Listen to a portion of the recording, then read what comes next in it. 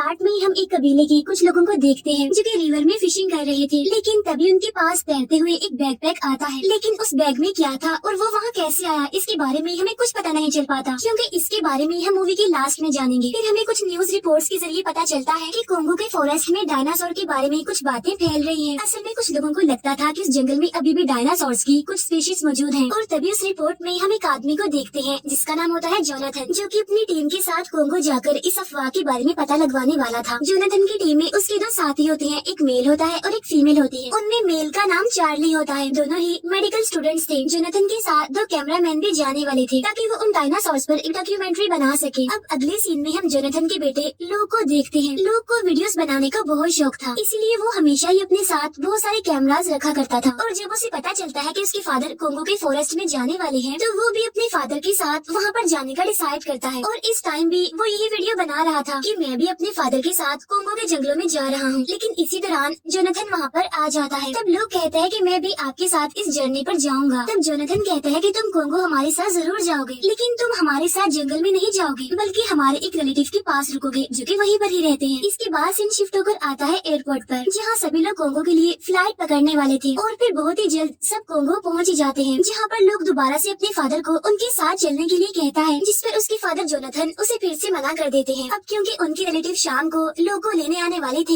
इसीलिए जोनाथन उसे एक होटल में छोड़कर खुद फॉरेस्ट जाने के लिए निकल जाते हैं। अगले सीन में हम देखते हैं कि सब उस फॉरेस्ट में जाने के लिए एक हेलीकॉप्टर वहाँ पर मंगवाते हैं। अब क्योंकि जोनाथन और उनकी टीम यहाँ पर पहले कभी भी नहीं आए थे, इसीलिए वो एक लेडी जो कि इकोलॉजिस्ट होती है उसे अपने साथ में ले लेते हैं गाइड करने के लिए। और अभी सबकी बात वो अपनी जर्नी को स्टार्ट कर देते हैं। सफर के दौरान जोनाथन सबको डायनासोर्स के बारे में इंफॉर्मेशन देने लगता है। और तभी हम जोनाथन के बेटे लू को देखते हैं, जो कि अपने फादर से छुपकर उस हेलीकॉप्टर में बैठ गया था और वहीं बैठकर वो अपनी वीडियोस भी बना रहा था। लेकिन तभी बाय मिस्टेक उसे कुछ गिर जाता है, तो वो आवाज सुनकर जोनाथन और बाकी लोगों का ध्यान वॉशरूम की तरफ जाता है। इसीलिए जोनाथन वॉशरूम में चेक करने के लिए जाता है, लेकिन तभी वो अपने बेटे लू को वहाँ पर देखकर काफी हैरान हो जाता है। लेकिन क्योंकि जोनाथन ने उसे उनके साथ आने के लिए मना किया था, इसीलिए वो उसे बहुत डांटते हैं और इसीलिए वो अपने पायलट से हेलीकॉप्टर को दोबारा सिटी में ले जाने के लिए कहता है। लेकिन पायलट ऐसा करने के लिए मना कर देता है, क्योंकि वापस जाने से हेलीकॉप्टर का बहुत सारा फ्यूल वेस्ट हो जाएगा, जिसकी वजह से उन्हें कोंगो पहुंचने में देर हो सकती थी। लेकिन अब क्योंकि उनके पास और कोई ऑप्शन तो होता नहीं, इसीलिए जोनाथन को उसे अपने साथ ही ले जाना पड़ता है। और इसी दौरान लोग का ध्यान एक बर्ड लाइक क्रिएचर पर जाता है, यानी कि ऐसा क्रिएचर जो किसी बर्ड की तरह दिखता हो। तो इसके बारे में वो अपने फादर के साथी चार्ली से पूछता है, लेकिन चार्ली को भी इस बारे में कुछ पता नहीं होता। तो इसलिए लोग अब उनके बारे में उस इकोलॉजिस्ट से पूछता है, जिस पर वो कहती है कि मुझे भी इसके बारे में कोई नॉलेज नहीं है, मैं नहीं जानती कि ये क्या चीज है। असल में ये बर्ड लाइक क्रिएचर होते हैं टेरासोर, यानी कि उड़ने वाले डायनासोर्स। और अब ये टेरासोर डायनासोर्स उनके हेलीकॉप्टर से टकरा जाते हैं, जिसकी वजह से हेलीकॉप्टर का बैलेंस खराब हो जाता है और वो जाकर नीचे गिरता है, जिसकी वजह से सारे लोग कुछ देर के लिए बेहोश हो जाते हैं। फिर कुछ देर के बाद जब सबको होश आती है, तो वो नोटिस करते हैं कि क्रैश की वजह से उस हेलीकॉप्टर का ऑयल टैंक लीक होने लगा है। इसीलिए वो लोग अपनी जरूरत का सारा सामान लेकर जल्द से जल्द हेलीकॉप्टर से बाहर आकर एक सेफ जगह पर चले जाते हैं, जिसके कुछ ही देर बाद वो हेलीकॉप्टर ब्लास्ट हो जाता है। इसीलिए अब उन्हें अपने सफर पर पैदल ही आगे जाना पड़ता है। इसीलिए जोनाथन इकोलॉजिस्ट यानी उस लड़की से आगे का रास्ता पूछता है, जिस पर वो कहती है कि हमें एक रिवर को क्रॉस करना पड़ेगा, जिसे सुनकर अब वो सारे लोग रिवर की तरफ बढ़ने लगते हैं। इसी दौरान उन्हें कबीले का पुराना इलाका मिलता है, यानी अब वहाँ पर वो कबीले वाले नहीं रहा करते थे। लेकिन अब क्योंकि रात होने वाली थी, इसलिए जोनाथन डिसाइड करता है कि आज रात वो सभी इन ट्राइब्स के घरों में ही रहेंगे। लेकिन इकोलॉजिस्ट को वहाँ पर रुकना सही नहीं लगता, उसे सेफ नहीं लगता कुछ भी, इसीलिए वो वहाँ रुकने से मना कर देती है। लेकिन और कोई रास्ता न होने की वजह से उन्हें वहाँ पर रुकना ही पड़ता है और वो लोग अलग अलग जगहों पर रुकने की बजाय एक ही जगह पर रुकते हैं। तभी लोग एक कैमरा अपने रूम के बाहर लगा देता है और उस कैमरा को अपने डिवाइस के साथ कनेक्ट कर लेता है, ताकि वो रात के सारे मोमेंट्स को रिकॉर्ड कर सके। और अब हम इन सबको रूम में देखते हैं, जहाँ पर वो लोग डिस्कस कर रहे होते हैं कि क्रैश के बाद कौन कौन सा ऐसा सामान है जो प्रॉपर्ली काम कर रहा है। और तब हमें पता चलता है कि क्रैश की वजह से उनके सारे कम्युनिकेशन डिवाइसेस खराब हो गए हैं और उनके पास सिर्फ एक सैटेलाइट फोन है और वो भी डैमेज है, उसकी हालत भी ठीक नहीं है। लेकिन अब क्योंकि लोग टेक्नोलॉजी के बारे में थोड़ा बहुत जानता था, इसीलिए लोग को ही वो फोन दे दिया जाता है रिपेयर करने के लिए। अब इसके बाद रात में जब वो सारे लोग सो रहे थे, तो उन्हें बाहर से किसी चीज की आवाज सुनाई देती है, जिसकी वजह से कैमरामैन की आंख खुल जाती है और इसी वजह से वो फौरन लोग को भी उठा देता है। जिसके बाद लोग बाहर लगाए हुए कैमरा के जरिए देखता है कि वहाँ पर बहुत सारे टेरासोर हैं। और तब इसी दौरान बाकी सबकी आंख भी खुल जाती है और ये भी उन टेरासोर्स को देखकर काफी डर जाते हैं। लेकिन तब एक टेरासोर उनके रूम की छत को तोड़कर अंदर घुस जाता है, जिसे देखकर ये लोग अब और ज्यादा पैनिक कर जाते हैं, डर जाते हैं। उस टेरासोर से बचने के लिए वो सब लोग उस रूम से बाहर भागते हैं, लेकिन रूम से निकलते ही वहाँ पर मौजूद बाकी टेरासोर्स भी उनके पीछे पड़ जाते हैं और ये सब देखकर वो इकोलॉजिस्ट उन सबको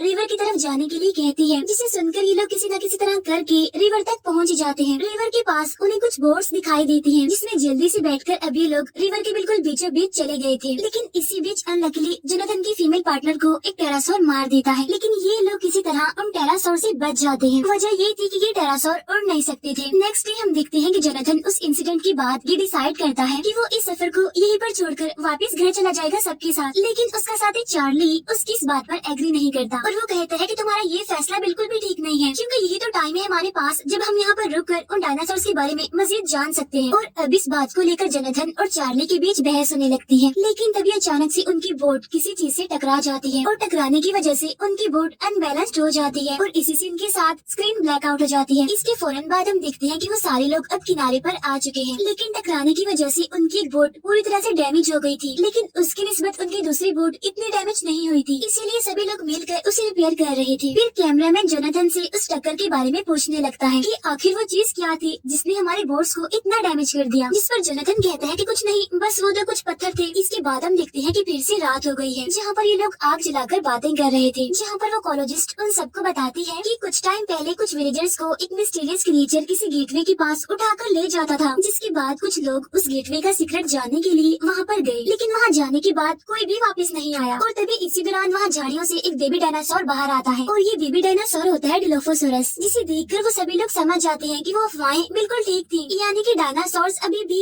इस दुनिया में पाए जाते हैं। उस बेबी डायनासोर को देखकर लूक उसे कुछ कैंडीज देता है, जिससे कि अब उन दोनों में दोस्ती हो गई थी। नेक्स्ट डे इकोलॉजिस्ट उन्हें बताती है कि यहाँ पास में ही एक विलेज है, जहाँ पर जाकर हम कुछ दिन स्टे करेंगे जब तक कि उनका सैटेलाइट फोन ठीक नहीं हो जाता, और उसके ठीक होने के बाद हम सभी अपने अपने घर वापस चले जाएंगे। लेकिन चार्ली वापस नहीं जाना चाहता था और इसीलिए उसकी बाकी लोगों से बहस हो जाती है। उधर लूक उस बेबी डायनासोर के साथ खेल रहा होता है, साथ ही साथ वो उसके गले में एक कैमरा भी लगा देता है ताकि वो बेबी डायनासोर जब अपने घर जाए तो वो उनका घर देख सके। फिर कुछ टाइम के बाद वो बेबी डायनासोर और उसके साथी वहाँ से रिवर में चले जाते हैं। अब क्योंकि लूक ने उस बेबी डायनासोर के गले में कैमरा लगाया हुआ था, इसीलिए वो डायनासोर जहाँ जहाँ जा रहा था लूक भी वो सब अपने कैमरा में देख रहा था। जिसके दौरान लूक देखता है कि वो बेबी डायनासोर एक केव में घुस गया है। असल में पानी में एक केव थी। केव में जाने की वजह से सिग्नल्स वीक हो जाती हैं, स्क्रीन ब्लैक हो जाती है और लूक कुछ नहीं देख पाता। फिर कुछ टाइम के बाद जब सिग्नल्स वापस आते हैं तो लूक देखता है कि वो बेबी डायनासोर उस केव से होकर कहीं पर जा रहा है। यहाँ पर हमें पता चलता है कि कल रात उस इकोलॉजिस्ट ने इस केव के बारे में भी उन सबको बताया था। फिर थोड़ा आगे जाने पर बेबी डायनासोर के गले से वो कैमरा निकलकर गिर जाता है, लेकिन तभी हम देखते हैं कि वहाँ पर बेबी डायनासोर के साथ साथ एक और डायनासोर भी है, लेकिन कैमरा नीचे गिरने की वजह से वो उसे ठीक से नहीं देख पाते। लेकिन अब क्योंकि चार्ली भी लूक के साथ ये सब कुछ देख रहा था, इसीलिए वो लूक को मना करता है कि इस सब के बारे में तुम अपने फादर जोनाथन को कुछ भी नहीं बताओगे, क्योंकि अगर जोनाथन को इस सब के बारे में पता चल जाएगा तो वो इस जर्नी को कभी भी आगे नहीं बढ़ाएगा। इसके बाद ये लोग बोट्स में बैठकर फिर से अपनी जर्नी पर आगे बढ़ जाते हैं, लेकिन कुछ देर के बाद पानी की तेज बहाव की वजह से उनकी बोट्स फिर से अनबैलेंस्ड हो जाती हैं, जिसकी वजह से लूक और चार्ली की बोट एक अलग ही डायरेक्शन में चली जाती है। और जिस डायरेक्शन में उनकी बोट जा रही थी ये असल में वही जगह थी जिसके बारे में उस इकोलॉजिस्ट ने उन्हें बताया था, यानी ये वही गेटवे था जहाँ से विलेजर्स को वो मिस्टीरियस क्रिएचर उठाकर ले जाया करता था। इसीलिए अब ये दोनों उस गेटवे के जरिए आगे बढ़ते हैं, लेकिन थोड़ा आगे जाते ही जोनाथन उनके पास पहुँच जाता है। इसके बाद जब ये लोग किनारे पर जाने के लिए वहाँ से आगे बढ़ते हैं तो तभी एक डायनासोर पानी के अंदर से बाहर निकलता है, मगर उस टाइम वो अग्रेसिव नहीं था, इसीलिए कैमरामैन उसकी वीडियो बनाने के लिए बोट के किनारे पर जाता है। लेकिन तभी अचानक से दूसरा डायनासोर पानी से बाहर आ जाता है, वो उनकी बोट को हिट कर देता है, जिसकी वजह से उनकी बोट पलट जाती है। इसके बाद सीन कट होता है और हम किनारे पर लूक और चार्ली को देखते हैं, और यहाँ पर लूक अपने फादर जोनाथन को आवाज लगा रहा था, जिस पर चार्ली उसे मना करता है कि मत करो ऐसे, मत आवाज लगाओ अपने फादर को, क्योंकि वो सब तो मर गए हैं और यहाँ पर काफी खतरा है, इसीलिए हमें जल्द से जल्द यहाँ से निकलना होगा। जिसके बाद कुछ दूर चलते ही चार्ली लूक को वो सैटेलाइट फोन रिपेयर करने के लिए देकर खुद कहीं चला जाता है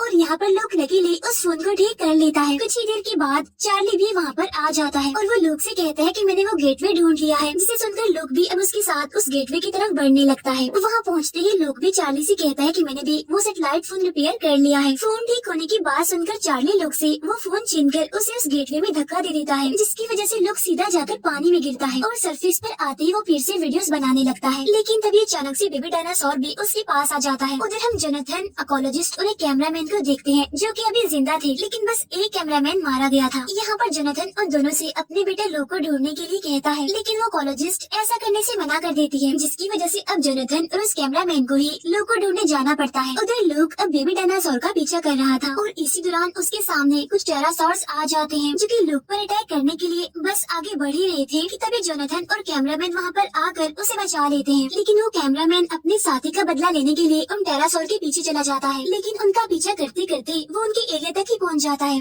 जहाँ टेरासोर मिलकर उस पर अटैक कर देते हैं और उसे जान से मार डालते हैं। यहाँ पर लूक अपने फादर जोनाथन से कहता है कि आपके साथी चार्ली ने आपके साथ धोखा किया है। इसके बाद अब ये दोनों बाप बेटा जंगल से निकलने के लिए आगे बढ़ते हैं और अब ये सीधा एक वैली की तरफ जाने लगते हैं। लेकिन चार्ली उन दोनों को वहाँ पर देख लेता है। असल में चार्ली उन डायनासोर्स को ढूंढने का सारा क्रेडिट खुद ही लेना चाहता था, इसीलिए वो सेल्फिश होकर ये सब कुछ कर रहा था। अब जोनाथन और लूक जैसे ही वैली पर पहुँचते हैं तो वहाँ पर लैंडस्लाइड होने लगती है, जिसकी वजह से जोनाथन वहाँ पर लटक जाता है और बस वो गिरने ही वाला था कि तभी चार्ली वहाँ पर आ जाता है, जिसे वहाँ पर देखकर जोनाथन लूक को वहाँ से जाने के लिए यानी वहाँ से भाग जाने के लिए कहता है। लेकिन लूक उसकी बात नहीं मानता कि मैं आपके बगैर नहीं जाऊंगा। लेकिन जोनाथन के बार बार जिद करने पर लूक को उसकी बात माननी पड़ती है, इसीलिए वो वहाँ से चला जाता है। अब लूक के वहाँ से जाते ही जोनाथन उस वैली में गिर जाता है। उधर लूक चार्ली से बचते हुए उसी जगह पर पहुँच गया था जहाँ पर बेबी डायनासोर के गले से उसका कैमरा गिर गया था। लेकिन कुछ ही देर में वहाँ पर चार्ली भी आ जाता है जो कि लूक को मारने के लिए आगे बढ़ रहा था। लेकिन लकीली वहाँ पर वो बेबी डायनासोर आ जाता है और वो लूक के ऊपर स्पिट कर देता है। इसके बाद बेबी डायनासोर वहाँ पर अपने पेरेंट्स को बुलाने लगता है और अब जैसे ही चार्ली लूक को मारने वाला था, लेकिन तभी बिल्कुल ठीक टाइम पर वहाँ उस बेबी डायनासोर के पेरेंट्स आकर चार्ली को मार डालते हैं और उसे खा लेते हैं। लेकिन बेबी डायनासोर के पेरेंट्स लूक को नहीं मारते क्योंकि बेबी डायनासोर ने लूक पर स्पिट किया था, इसीलिए उन्हें लूक भी उनकी फैमिली का ही लगता है। लेकिन उन डायनासोर्स को वहाँ पर देखकर लूक काफी डर गया था, इसी वजह से वो वहाँ से भागने लगता है और वहाँ से भागने के दौरान लूक को वो चीज मिल जाती है जिसकी वजह से उन्होंने ये सफर स्टार्ट किया था। असल में उसी डायनासोर का एक पूरा एरिया मिल चुका था, जिसे देखकर लूक अब काफी हैरान हो गया था, इसीलिए वो उन सब चीजों की वीडियो बनाने लगता है। इसी दौरान हमें पता चलता है कि उनका सैटेलाइट फोन दोबारा से खराब हो गया है और वो इतना डैमेज हो गया है कि अब लूक उसे फिर से ठीक नहीं कर सकता, जिसकी वजह से वो अब इन डायनासोर के एरिया के बारे में कॉल करके किसी को भी नहीं बता सकता। लेकिन लूक अब यहाँ पर अपने बैकअप प्लान का यूज करता है। वो सभी डायनासोर की वीडियो बनाकर उनकी हार्ड ड्राइव को वाटरप्रूफ बैग में बंद कर देता है और अपना बैग पैक करके नीचे रिवर में फेंक देता है ताकि वो बैग बहता हुआ बाहर वाले एरिया में पहुँच जाए और लोगों को इन डायनासोर्स के बारे में पता चल सके। यानी कि ये वही बैकपैक होता है जिसे हमने मूवी के स्टार्ट में देखा था, जो कि तैरते हुए कुछ फिशर्समैन के पास पहुंच गया था। अब यहाँ पर मैं आपको एक बात बता देती हूँ। असल में उस इकोलॉजिस्ट ने उन सबको जो कहानी सुनाई थी, यानी कि एक मिस्टीरियस क्रिएचर विलेजर्स को उठाकर गेटवे के पास ले जाता था, वो असल में कोई मिस्टीरियस क्रिएचर नहीं बल्कि ये डायनासोर्स ही थे जो कि उस गेटवे के आस-पास घूमा करते थे, क्योंकि उस गेटवे की दूसरी तरफ डायनासोर्स की दुनिया थी और गेटवे से इस तरफ इंसानों की दुनिया थी और इसी वजह से ये डायनासोर्स अभी तक इंसानों से बचे रहे। हमें उस इकोलॉजिस्ट के बारे में भी नहीं बताया गया कि आखिर उसके साथ क्या हुआ था, क्या वो यहाँ से बचकर सही सलामत घर पहुँची या फिर नहीं, और न ही लूक के बारे में बताया गया कि वो घर पहुँचा या फिर नहीं। उन फिशर्समैन को वो टेप मिल जाती है जिसमें वो सारी वीडियोस रिकॉर्ड थी और इस वीडियो टेप का नाम था डायनासोर प्रोजेक्ट। यानी कि अब लोगों को डायनासोर्स के बारे में पता चल जाएगा कि वो अफवाहें बिल्कुल ठीक थी। और इसी के साथ ये मूवी यहीं पर एंड हो जाती है। Thank you for watching.